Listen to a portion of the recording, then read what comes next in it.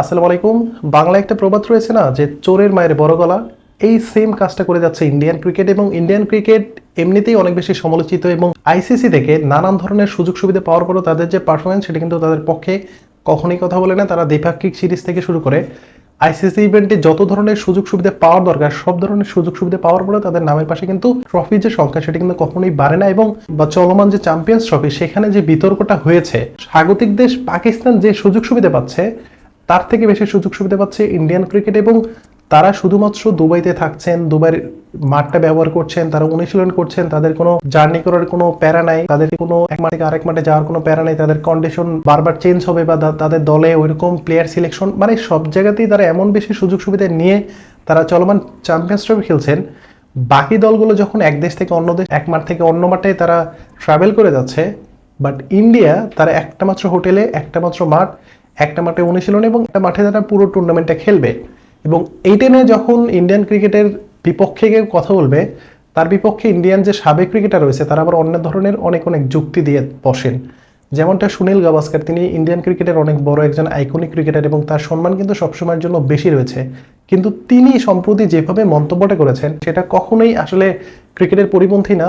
এবং ইন্ডিয়া যে সুযোগ সুবিধা বেশি পাচ্ছেন সেটা বোঝার জন্য কোনো রকেট সায়েন্সের ব্যাপার না, সেটা বলেছেন লকি ফার্গাসন। এবং সর্বপ্রথম এই বিষয়টি নিয়ে কথা বলেছেন অস্ট্রেলিয়ার ক্যাপ্টেন প্যাট কামিংস। যদিও তিনি চ্যাম্পিয়ন্স ট্রফির দলের সাথে নেই, বাট তিনি দলের একজন সদস্য। এবং তিনি গণমাধ্যমে যেটা বলেছেন যে আমরা যেহেতু এক মাঠ থেকে অন্য মাঠ বা এক দেশ থেকে অন্য দেশে ট্রাভেল করব, সেখানে ইন্ডিয়া তারা শুধুমাত্র একটা দেশে বসে একটা মাঠে খেলবে, একটা মাঠে অনুশীলন করবে, সবকিছু করবে। সো তাদের জন্য যে সুযোগটা বেশি থাকবে সেটা কিন্তু সবাই জানবে। এবং এই বিষয়টা নিয়ে মাইকেল আথারটন থেকে শুরু করে নাসির হোসেন তারা যখন সমালোচনা করলেন, ঠিক তখন সুনীল গাভাস্কার তিনি গণমাধ্যমে বললেন যে ইন্ডিয়ান ক্রিকেট যে পরিমাণ ইনভেস্ট আইসিসিতে করে বা আইসিসি যে পরিমাণ ইনভেস্ট বা আয় করে থাকে সেটা শুধুমাত্র ইন্ডিয়ান ক্রিকেটের দ্বারাই কিন্তু পসিবল। এবং ইন্ডিয়ান ক্রিকেটের হিউজ একটা ফ্যান ফলোয়ার রয়েছে এবং তাদের যে একটা ফ্যান বেস রয়েছে সেখান থেকে আইসিসি অনেক বড় ধরনের একটা অঙ্ক সবসময়ের জন্য তারা পেয়ে থাকে। দ্যাটস ওয়াই ইন্ডিয়াকে আইসিসি সবসময় এই ধরনের সুযোগ সুবিধা দিবে। এবং মাইকেল আথারটন এবং নাসির হোসেন তারা যে টাকাটা পাবে সেটাও নাকি ইন্ডিয়ানদের টাকাই তারা বেতনটা পাবে। আসলে আপনি একটা কথা চিন্তা করে দেখেন তো, যে বাংলার যে প্রবাদটা দিয়ে আমি শুরু করেছিলাম যে চোরের মায়ের বড় গলা, সেই প্রবাদটার সাথে কি মিলে যাচ্ছে কিনা আপনি যদি দেখেন, তাহলে এখন পর্যন্ত যতগুলো আইসিসি ইভেন্টে ইন্ডিয়া অংশগ্রহণ করেছে প্রত্যেকটা আইসিসি ইভেন্টে দেখবেন যে ইন্ডিয়ার বিপক্ষে নানান ধরনের বিতর্ক হয়, আম্পায়ার তাদের পক্ষে সিদ্ধান্ত দিচ্ছে, না হয় একটা দলের বিপক্ষে তারা একদম বাজেভাবে তাদেরকে একদম এক পেশি করে ম্যাচটা জিতে নিচ্ছে। আপনি যদি দেখেন তাহলে সবচেয়ে বেশি ক্ষতিটা হয়েছে বাংলাদেশ ক্রিকেটের। আপনি যদি দেখেন তাহলে 2015-র যে ওডিআই ওয়ার্ল্ড কাপ সেখানে বাংলাদেশের সাথে কি করেছে সেটা আপনি সবাই জানি। 2022-এর টি-20 ওয়ার্ল্ড কাপ যেখানে অ্যাডিলেডের মাঠে বাংলাদেশ ইজি ম্যাচটা জিততে যাচ্ছিল, তখন ভিজা মাঠে বাংলাদেশকে নামিয়ে দিয়েছিল এবং লিটন কুমার দাস তিনি যে রান আউটটা হয়েছিলেন। এবং একই সাথে বাংলাদেশের সাথে এশিয়া কাপে দুবাইয়ের মাঠে ফাইনালে লিটন কুমার দাসের যে স্ট্যাম্পিংয়ের যে আউটটা, সেটা নিয়েও কিন্তু অনেক ধরনের বিতর্ক সবসময় ছিল, এখনও আছে। এবং চলমান চ্যাম্পিয়ন্স ট্রফিতে যেভাবে তারা সুযোগগুলো নিচ্ছে, এই সুযোগ নেওয়ার পরে তাদেরকে নিয়ে যদি আপনি সমালোচনা করেন সেটাও তারা ঠিকঠাকভাবে নিতে পারছে না। সেখানে রবিচন্দ্রন আসছেন, তিনি বলছেন যে উল্টো ইন্ডিয়াকে বেশি চাপে ফেলানো হচ্ছে, তারা একটা মাঠে খেলছেন। এবং একই সাথে গতকালকে যখন তারা অস্ট্রেলিয়ার বিপক্ষে প্রথম সেমিফাইনালে ম্যাচটা জিতলেন এবং প্রেস কনফারেন্সে আসলেন গৌতম গম্ভীর, তখন তাকে যখন জিজ্ঞাসা করা হয় ইন্ডিয়ান দল বেশি সুযোগ সুবিধা পাচ্ছে কিনা, সেটা না শুনেও তিনি একটু রাগান্বিত হলেন এবং গণমাধ্যমে তিনি বললেন যে ইন্ডিয়াকে কখনোই সেই সুযোগ সুবিধা দেওয়া হয়নি, কারণ ইন্ডিয়ার দুবাইয়ের মাঠে খুব একটা খেলে না। কিন্তু আমার প্রশ্ন হচ্ছে যে আপনি যখন একটা টুর্নামেন্ট শুরুর আগে আপনি জানতে পারবেন যে একটা মাঠে আপনি খেলতে পারবেন এবং আপনাকে কোথাও ট্রাভেল করতে হবে না, আপনার এক্সট্রা কোনো পরিশ্রম করতে হবে না, কিচ্ছু করতে হবে না, আপনি একটা মাঠ থেকে পুরো টুর্নামেন্ট খেলতে পারবেন, তখন আপনার দল সাজানো থেকে শুরু করে সব কিছুতে আপনি কিন্তু বাড়তি একটা সুবিধা পাবেন। যদিও আপনার কন্ডিশন আপনার পক্ষে কথা না বলুক, কিন্তু সুবিধা কিন্তু আপনি পাবেন। এবং সেটা যদি আপনি খেয়াল করে দেখেন তাহলে ইন্ডিয়ান দলে জাসপ্রীত বুমরার মতো বলার না থাকা সত্ত্বেও তাদের কিন্তু কাছে কোনো দলে কিন্তু দাঁড়াতে পারছে না। এবং সেখানে অক্ষর প্যাটেল থেকে শুরু করে রবীন্দ্র জাদেজা, বরুণ চক্রবর্তী, কুলদীপ যাদব, এই যে চারজন স্পিনার এবং যারা স্পিনিং অলরাউন্ডার রয়েছে, এবং তাদের দলে আরেকজন রয়েছে ওয়াশিংটন সুন্দর, এই যে পাঁচজন স্পিনার নিয়ে তারা যে স্কোয়াডটা সাজিয়েছে, সেই স্কোয়াডটাকে বাকি 7টা টিমকে সাজানোর যে একটা ক্ষমতা বা তাদের যে অ্যাবিলিটি সেটা কি তারা দেখাতে পেরেছে? তারা কিন্তু দেখাতে পারেনি, কারণ তাদেরকে বিভিন্ন মাঠে ঘুরতে হয়েছে, বিভিন্ন দেশে ঘুরতে হয়েছে।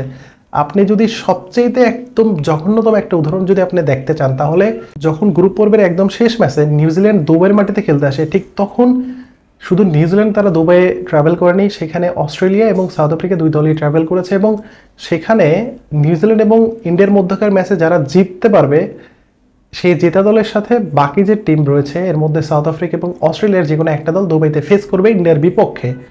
জাস্ট একটাবার চিন্তা করে দেখেন যে একটা দল একটা মাঠে বসে খেলছে এবং তাদের বিপক্ষে কোন দল সেমিফাইনালে লড়বে এটার জন্য দুইটা দলকে ট্রাভেল করতে হয়েছে এবং একটা দলকে এবং কোনো ধরনের কোনো ম্যাচ না খেলে তাদেরকে আবার পাকিস্তানে ব্যাক করতে হয়েছে।